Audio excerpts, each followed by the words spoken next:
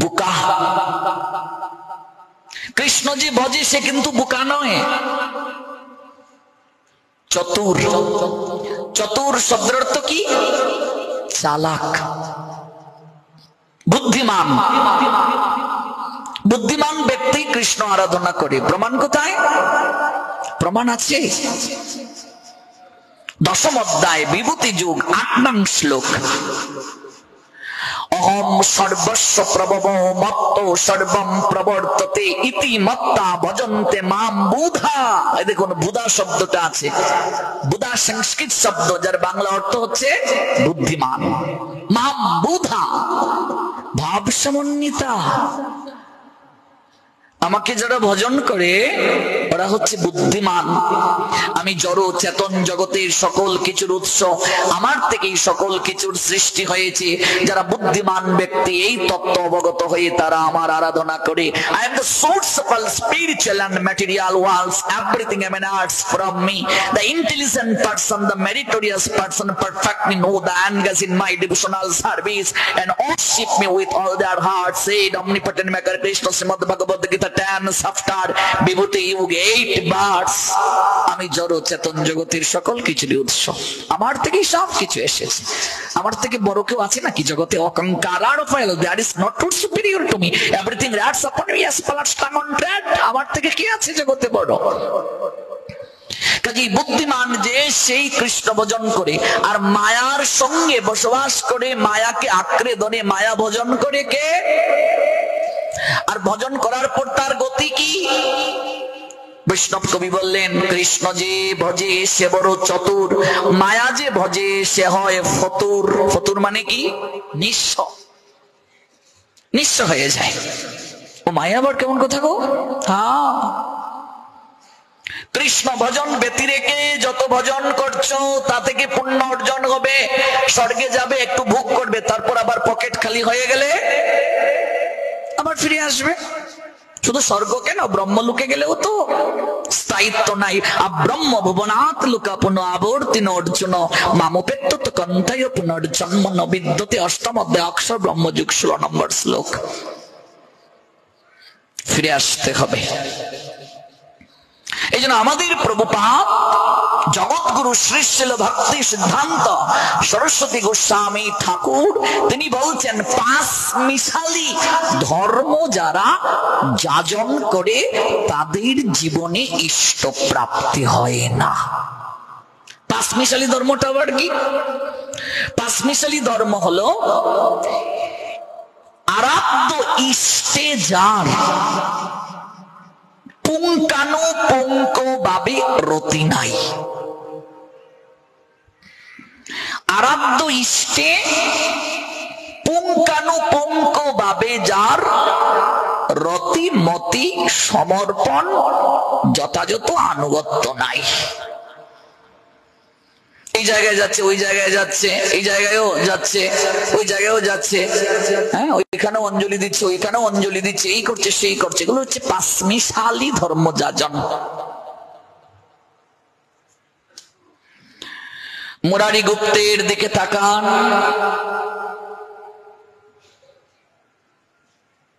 যে মুরারি গুপ্ত স্বয়ং হনুমান। মুরারি গুপ্ত কিন্তু আমাদের শ্রীহট্টের সন্তান, সিলেটে তার আবির্ভাব হয়েছে। স্বয়ং হনুমান কলিযুগে আবির্ভূত হলেন শ্রীহট্টে। সিলেটে কি যে আছে আমরা অধিকাংশ লোকই তা জানি না। এই শ্রীহট্টকে বলা হয় গুপ্ত বৃন্দাবন। শ্রীহট্ট পরিক্রমা না করে বৃন্দাবন পরিক্রমার অনুমতি আচার্যগণ দেননি। গুপ্ত বৃন্দাবন। শ্রী হট্ট, শ্রী শব্দের 25টির উপরে অর্থ রয়েছে। হট্ট শব্দের অর্থ হাট, বাজার, হাট কিংবা বাজার। শ্রী দ্বারা সর্বপ্রথম বুঝায় আমার প্রেমময়ী রাধা রানীকে। শ্রী দ্বারা লক্ষ্মীকে বুঝায়, শ্রী দ্বারা জ্ঞান ভক্তি বৈরাগ্যকে বুঝায়, শ্রী দ্বারা সৌন্দর্যকে বুঝায়, শ্রী দ্বারা সমাহার, সকল সৌন্দর্যের আধার, সকল ভক্তি বৈরাগ্যের আধার, সকল শ্রীর বাজার যেটা, সেটি হলো শ্রীহট্ট। কি নাই, সব আছে। পঞ্চতত্ত্বের, চার তত্ত্বের বীজ তো এই বঙ্গেই, মহাপ্রভুর বীজ বপনও এই বঙ্গে, জমিটাও এই বঙ্গে, অর্থাৎ পৈতৃক নিবাসটাও এই বঙ্গে, মাতৃনিবাসটাও এই বঙ্গে, এই পূর্ববঙ্গে। পূর্ববঙ্গের মাঝে শ্রীহট্টে। তার পৈতৃক নিবাস ছিল সিলেটের গোলাপগঞ্জ উপজেলা, ঢাকা দক্ষিণ। মহাপ্রভুর বাবার নাম হচ্ছে জগন্নাথ মিশ্র। জগন্নাথ মিশ্রের বাবার নাম কি? উপেন্দ্র মিশ্র। তার বাবার নাম কি? মধু মিশ্র। ওই মধু মিশ্রের যে পূর্বপুরুষরা ছিলেন, মধু মিশ্রের যে পূর্বপুরুষ, তাদের নিবাস ছিল সিলেটের ওসমানীনগর উপজেলার বড়গঙ্গা। আমাদের আঞ্চলিক সিলেটে গেলে এই জায়গাটাকে বলা হয় বুরুঙ্গা, শাস্ত্রে বড়গঙ্গা। ওই বড়গঙ্গা থেকে পরবর্তীতে তারা ঢাকা দক্ষিণে বসতি স্থাপন করেন। চৈতন্য চরিতামৃতের আদি লীলায় পাবেন জগন্নাথ মিশ্রবর পদবী পুরন্দর, নন্দ বসুদেব পূর্বে সদ গুণ সাগর, তার পত্নী শচীনাম পতিব্রতা সতী, যার পিতা নীলাম্বর নাম চক্রবর্তী। আর এদিকে মাতৃনিবাস সিলেটের বর্তমান হবিগঞ্জ জেলা, বাহুবল উপজেলা, মিরপুর। মিরপুরের জয়পুর, তাই তো? সেই জায়গায় সচী মায়ের অঙ্গন রয়েছে। তো মহাপ্রভুর বাবার নাম জগন্নাথ মিশ্র, তার বাবার নাম উপেন্দ্র মিশ্র, তার বাবার নাম মধু মিশ্র। মধু মিশ্রের চার পুত্র। নাম কি?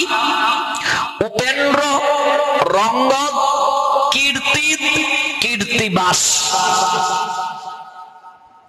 মহাপ্রভুর বাবা জগন্নাথ মিশ্র, তার বাবা উপেন্দ্র মিশ্র। উপেন্দ্র মিশ্রের বাবা মধু মিশ্রের কথা আমরা বলছি। ওই মধু মিশ্রের চার পুত্র, উপেন্দ্র, রঙ্গদ, কীর্তি, কীর্তিবাস। তন্মধ্যে মধু মিশ্রের প্রথম সন্তান হলো আমার মহাপ্রভুর দাদু। এবার উপেন্দ্র মিশ্র তিনি যখন বিয়ে করলেন, তার 7 পুত্র হলো। 7 পুত্রের নাম কি? কংসারী, পরমানন্দ, পদ্মনাভ, সর্বেশ্বর, জগন্নাথ মিশ্র, জনার্দন, ত্রিলোক্যনাথ। কোথায় পাবেন এই তত্ত্ব? প্রেম বিলাস নামক গ্রন্থে। তন্মধ্যে জগন্নাথ মিশ্র হলো উপেন্দ্র মিশ্রের পঞ্চম পুত্র। ওই জগন্নাথ মিশ্রের এবং সচী মায়ের কুলকে আলো করে 8টি কন্যা সন্তানের জন্ম হয়। 8টি কন্যাই দেহ রাখে। অতঃপর বিশ্বরূপের জন্ম, মহাপ্রভুর জ্যেষ্ঠ ভ্রাতা, আর বিশ্বরূপের পরে বিশ্বম্বরের জন্ম আমার মহাপ্রভুর। এই হলো মূল তত্ত্ব। তাহলে আমরা মহাপ্রভুর বীজ জমি আমরা শ্রীহট্টে পেলাম। এবার আসুন, মহাপ্রভুকে জগতে যিনি আনয়ন করলেন, যিনি না আসলে কখনো আমরা ব্রজকিশোরী আর ব্রজেশ্বরকে একসঙ্গে পেতাম না। তিনি হলেন গৌরানাথ ঠাকুর, অদ্বৈত আচার্য। মনে রাখবে চৈতন্য চরিতামৃতে আছে, বৃক্ষের শাখা হলো দুই স্কন্ধ, এক অদ্বৈত আরেক নিত্যানন্দ। এই দেহটা যদি বৃক্ষ হয়, যদি আমার এই দেহ বৃক্ষে ওই জায়গাটায় গৌর সুন্দর থাকেন, বামেতে অদ্বৈত প্রভু, দক্ষিণে নিতাই, মধ্যাসনে বসিলেন চৈতন্য গোসাই। বৃক্ষের শাখা হলো দুই স্কন্ধ, এক অদ্বৈত আরেক নিত্যানন্দ। নিত্যানন্দ প্রভুকে ব্যতি রেখে একদিন মুরারি গুপ্ত তিনি এসে গৌর হরিকে সম্বোধন করেছিলেন, শ্রদ্ধা পোষণ করেছিলেন। তখন গৌর হরি বললেন, তোমার এই কার্য হয়নি, সংশোধন করে দিলেন, আগে নিত্যানন্দকে প্রণাম দিতে হবে। অদ্বৈতকে ব্যতি রেখে প্রণতি নিবেদন করা হয়েছিল, সেখানেও সনাতন গোস্বামীকে সতর্ক করে দিয়েছিলেন আমার শ্রীমান মহাপ্রভু। চৈতন্য চরিতামৃতের আদি লীলায় আছে এই অহৈতুকী তত্ত্ব। শ্রী অদ্বৈত আচার্য তিনি এই জগতে 125 বছর প্রকট ছিলেন। অদ্বৈত আচার্য প্রভু 125 বছর। অদ্বৈত আচার্যের আবির্ভাব স্থান একেবারে আমাদের বাড়ির পাশে, এবং আমাদের পূর্বপুরুষদের নিবাসও ছিল নবগ্রামে। আমরা বংশ তালিকায় দেখেছি নবগ্রামটা যখন বিলীন হয়ে গেল রেণুকা নদীতে। আপনারা বর্তমানে পন্তীর্থে স্নানে যারা গিয়েছেন, নিশ্চয়ই অনেকে গিয়েছেন, এই নদীটার নাম হচ্ছে জাদুকাটা, কিন্তু এই নদীর নাম কিন্তু জাদুকাটা ছিল না, এই নদীর নাম ছিল রেণুকা। রেণু রেণু বালি। এই জায়গা থেকে সারা দেশে পৌঁছে দেয়া হয়। আমরা ছোটবেলা দেখেছি বালির ফুট 2 টাকা 5 টাকা, ভাবা যায়, কল্পনা করা যায় আমাদের অঞ্চলে 5 টাকা 10 টাকা তো আমরাই দেখেছি। আমি যখন মন্দিরে কাজ শুরু করেছিলাম তখনই তো 7 টাকা। এখন সেই বালুর ফুট সরকার বদল হওয়ার পর 70 টাকায় আমরাই আনছি। আমি 60 টাকা দিয়ে শুরু করেছিলাম, অথচ আপনাদের অঞ্চলে কত টাকা ভাবুন। তার মানে বালুর স্তূপাকারে আমরা থাকি। রেণু রেণু বালুকণা, পাথর বালু সব আমাদের এখান থেকে এক সময় যেত। এই জন্য এই নদীর নাম রেণুকা। রেণু রেণু বালিকণা এদিক থেকে আসে। যখন এই নবগ্রামটা বিলীন হয়ে গেল রেণুকায়, তার আগে রেণুকা জাদু কাটা নদীতে পরিণত হলো। কিভাবে হলো? 1355 শতাব্দ, যদি আমরা খ্রিস্টাব্দে হিসাব করি 1434 খ্রিস্টাব্দ, 1434 খ্রিস্টাব্দে এলেন অদ্বৈত আচার্য। 1355 শতাব্দ আর খ্রিস্টাব্দে হিসাব করলে 1434 খ্রিস্টাব্দ, তাহলে 1355 শতাব্দে আবির্ভাব আর 1480 শতাব্দে তিনি অপ্রকট হন। 125 বছর তার লীলা। ভক্তি রত্নাকর নরহরি ঠাকুরের আছে না গ্রন্থটা, সেখানে উল্লেখ আছে মাঘে শুক্লা তিথি সপ্তমীতে অতি উতলায় মহানন্দ সিন্ধু নাবা গর্ভদন্ন করিও অবতীর্ণ হইল শুভক্ষণে অদ্বৈত ইন্দু। ইন্দু মানে কি? চাঁদ।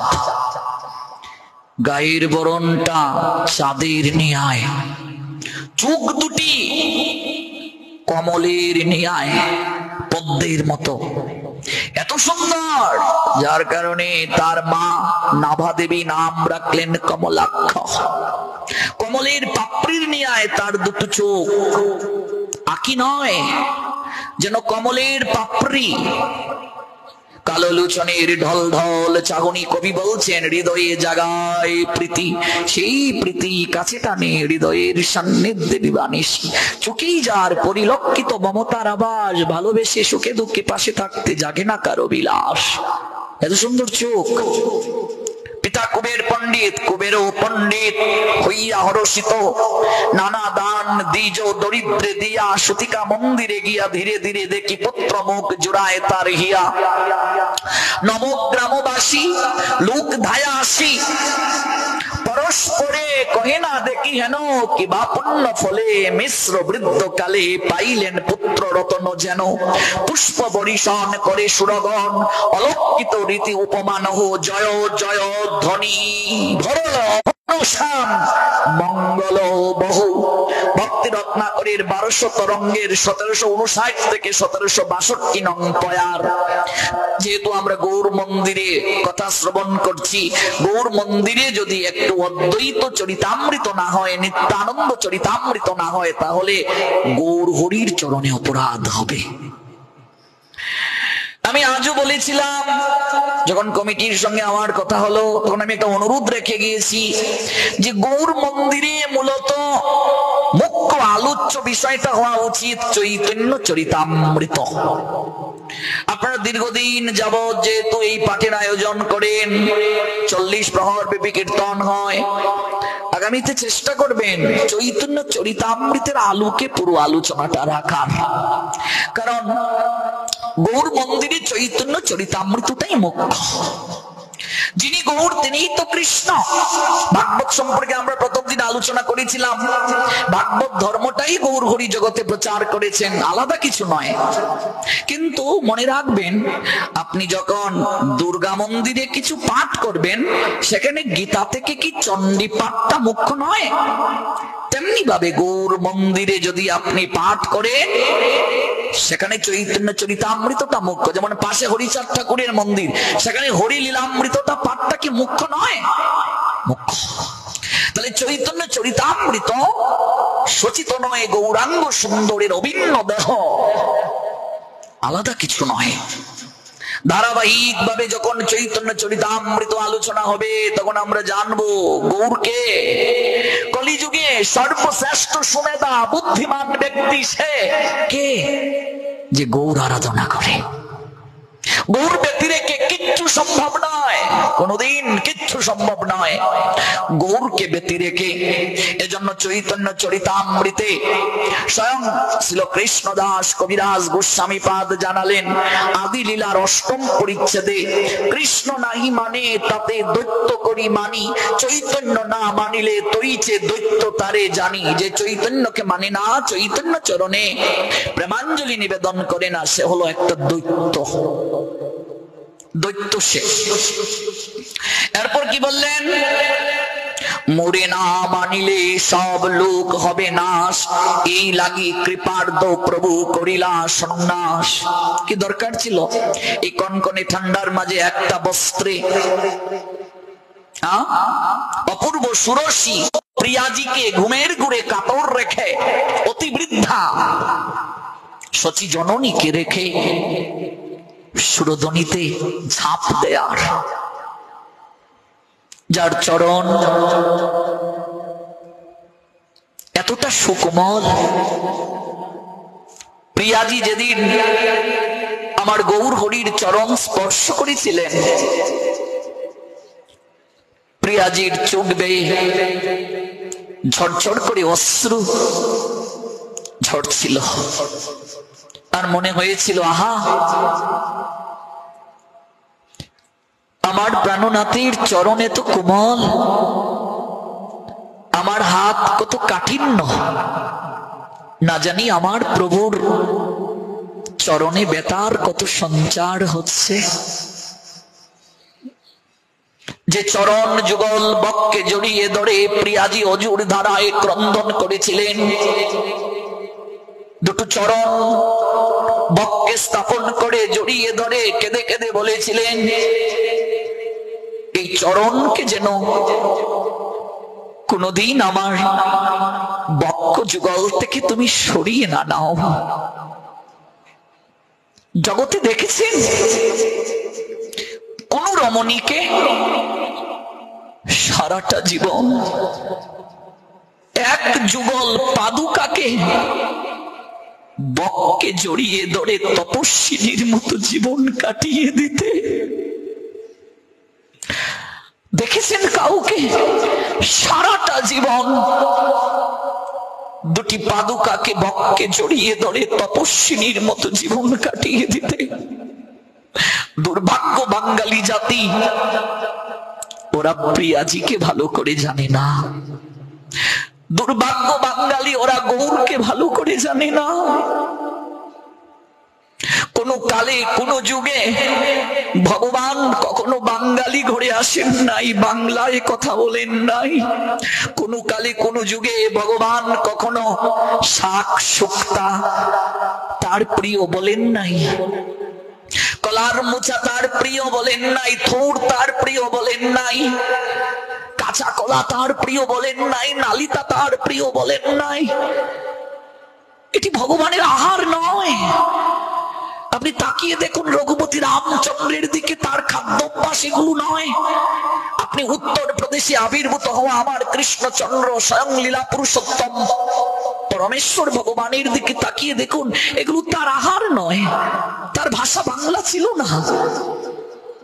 একমাত্র কলিযুগে বাঙালির গড়ে বাঙালির হিয়াকে মজিয়া অবতারের সার শিরোমণি স্বয়ং ভগবান ধুলার পৃথিবীতে এসে ধুলার মানুষের সঙ্গে গড়াগড়ি দিল। নিজে নাচিয়া জগৎ নাচালো, নিজে কাঁদিয়া জগৎকে কাঁদালো। দুর্ভাগ্য বাঙালি জাতি সেই গৌরকে জানে না, গৌরকে অনুধান করে না, গৌরকে উপলব্ধি করতে পারলো না। আজকে বিদেশিদের দিকে তাকান, পাশ্চাত্যবাসীদের দিকে তাকান, যারা উশৃঙ্খল জীবন যাপন করত, যাদের খাদ্য অভ্যাসের নিয়ন্ত্রণ ছিল না, যাদের আচার আচরণে নিয়ন্ত্রণ ছিল না, আজকে তারা তাদের পোশাক পরিচ্ছদ ত্যাগ করে সনাতন সংস্কৃতি ধারণ করে, মায়েরা শাড়ি পরিধান করে, ললাটে তিলক সেবা করে, কণ্ঠে তুলসীর মালা নিয়ে নদিয়া নবদ্বীপ মায়াপুরে ধুলায় গোড়াগুড়ি দিয়ে গৌরাঙ্গ গৌরাঙ্গ বলে কাঁদছে। আমরা সেই গৌর দেশের মানুষ হয়ে কতটা তাকে ভালোবাসতে পারলাম, তার আদর্শকে হৃদয়ে লালন করতে পারলাম, কতটা অন্তর দিয়ে তাকে উপলব্ধি করতে পারলাম, তিনি কি দিয়েছেন আমাদেরকে কতটা আমরা উপলব্ধি করতে পেরেছি। যার জীবন যৌবন সকল কিছু এই কলিহত জীবের জন্য বিসর্জন হয়েছে, অথচ সেই গৌরকে আজও যতটা দেয়া দরকার ততটা আমরা দিতে পারি নাই। ভাবুন তো, অনুভব করুন তো, অনুভব করুন একবার। এজন্যই সিদ্ধ গৌর কিশোর দাস বাবাজি মহারাজ, যিনি নবদ্বীপে 3 জনকে মা বলে ডাকতেন, একজন তারাদাসী, যখন ত্রিসন্ধ্যা করতেন, আহ্নিক করতেন, 10 সুরধনী গঙ্গা তটের মৃত্তিকা পুতলি করে মস্তকের মাঝে নিয়ে আহ্নিক করতেন। কোথাও যখন যেতেন, নবদ্বীপের ধুলিকণা গলবস্ত্রের মাঝে পুতলি বেঁধে সঙ্গে নিয়ে যেতেন। একদিন তারাদাসী গৌরকিশোর বাবাকে পুত্রের নিয়ায় ভালোবাসতেন, বলতেন, এই কি তুমি যেখানে যাচ্ছ এত মাটি কেন সঙ্গে নিয়ে যাচ্ছ?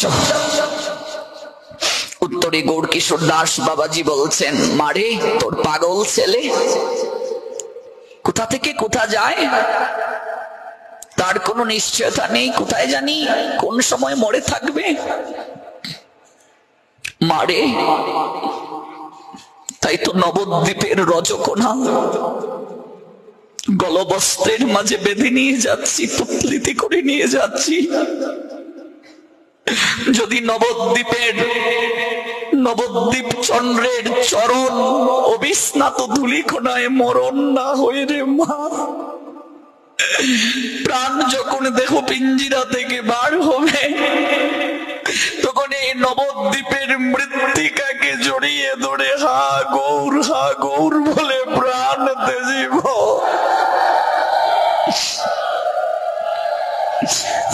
মনে লয়ে গো নদিয়া পুরে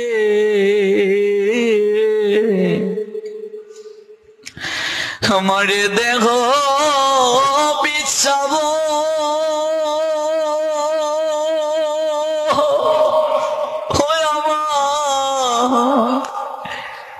আমার দেহ বিছাব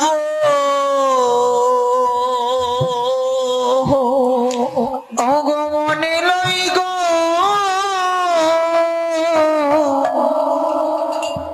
নদিয়া পুরে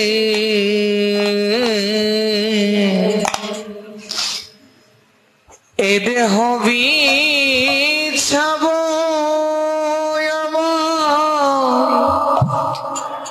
এ দেহ বিছাব মনে লয়ে গো নদিয়া পুরে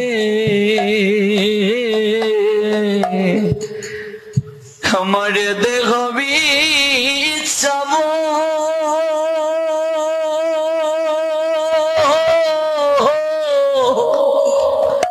আমার দেহ বিছাব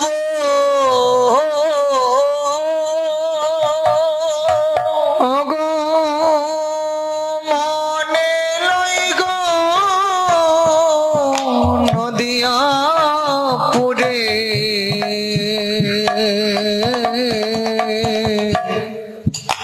এ দেহ বিছাব এ দেহ বিছাব।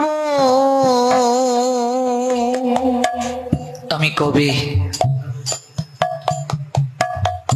নদিয়ার রজকনায় আমার এই দেহটাকে বিছিয়ে দেব। কবে আমি হিয়ার মাঝে তুলে আমার প্রেমময় শ্রী গৌরাঙ্গকে আমি নাচাতে পারবো। আমি হিয়ার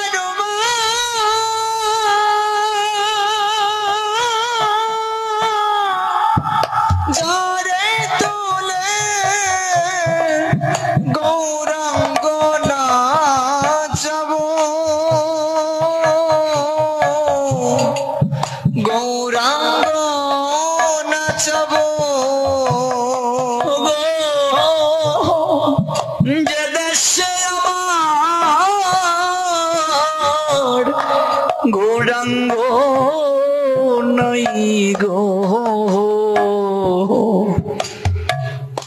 আমি কবু সে দেশে না যাব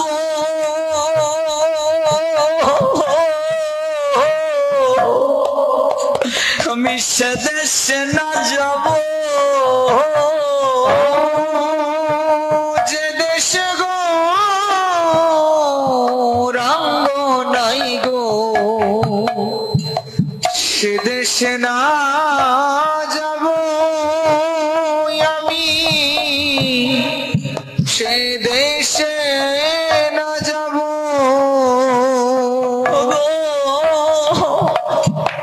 যে দেশে গো রঙ্গ নাই গো আমি সে দেশে না যাব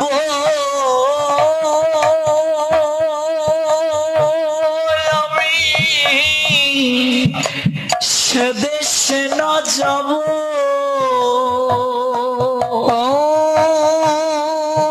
যে দেশে গৌরাঙ্গ নাই গো সে দেশে না যাব আমি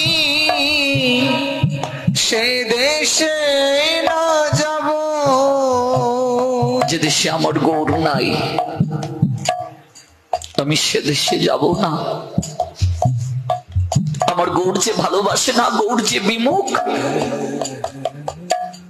আমি কখনো তার মুখ হেরতে চাই না। আমি গৌর বিমুখ জনার মুখ না হেরিব, আমি গৌর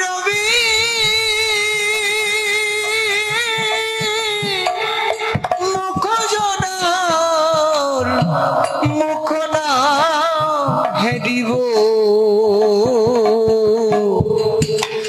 আমি মুখ না হেরিব। এমন প্রীতি আমার কবে আসবে গো?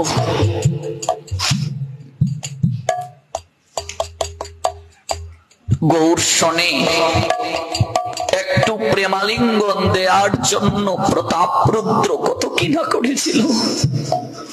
কেবলমাত্র একটু দর্শনের জন্য, একটু আলিঙ্গন করার জন্য এত বড় রাজা কি না করেছিল। একটু দর্শনের জন্য, একটু আলিঙ্গন দেওয়ার জন্য। এমনকি রায় রামানন্দকে পর্যন্ত বলেছেন, তোমার প্রতি মাসে মাসে বেতন পৌঁছে যাবে তোমার কোষাগারে, তোমার চাকুরিতে থাকতে হবে না, আমি প্রতি মাসে মাসে তোমার প্রাপ্য লভ্যাংশ তোমায় দিয়ে দেব। তুমি কেবল একটি বার ওই দুটো আতুল চরণ আমায় দর্শনের সুযোগ করে দাও। একটিবার গৌর নয়ন নীরে আমায় ভাসবার সুযোগ করে দাও।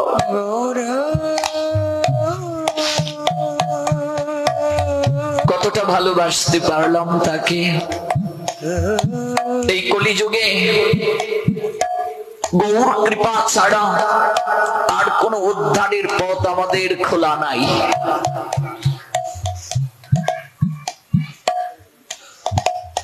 আর কোন রাস্তা আমাদের নাই। কৃষ্ণ যদি ছুটে ভক্তে ভক্তি মুক্তি দিয়া, কবু প্রেম ভক্তি না দে তারে রাখে লুকাইয়া। এই ধারণাটা আপনাদের পরিষ্কার হতে হবে। যিনি কৃষ্ণ তিনি গৌরাঙ্গ, সর্বপ্রথম কথা। কিন্তু এতটুকু জানলেই হবে না, কৃষ্ণ থেকেও তিনি করুণার দিক থেকে শ্রেষ্ঠ।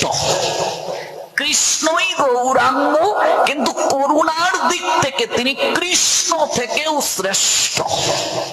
প্রমাণ, উদাহরণ, দুধকে যদি কেউ পাত্রের মাঝে নিয়ে অগ্নি দ্বারা ফুটায়, ধীরে ধীরে দুগ্ধটা ঘন হবে কিনা? দুগ্ধ কিসে পরিণত হবে? ক্ষীরে। দুধ থেকে ক্ষীরের স্বাদ কম না বেশি? বেশি। কৃষ্ণের ঘনীভূত প্রেমের রূপ হলো গৌরাঙ্গ। কৃষ্ণের যে প্রেম, এটি তার নিজস্ব নয়।